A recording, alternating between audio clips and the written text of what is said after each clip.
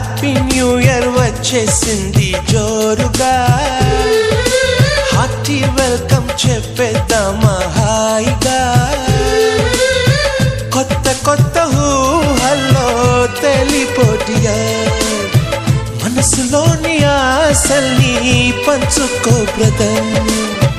గుండెలోని భావాలు గుప్పుమన్న ఈ వేళ, కదిలల్లే కాలపు కన్నెకి టాటా చెప్పుదామా. జనవరితో అడుగులు వేస్తూ ముందుకి పోదామా.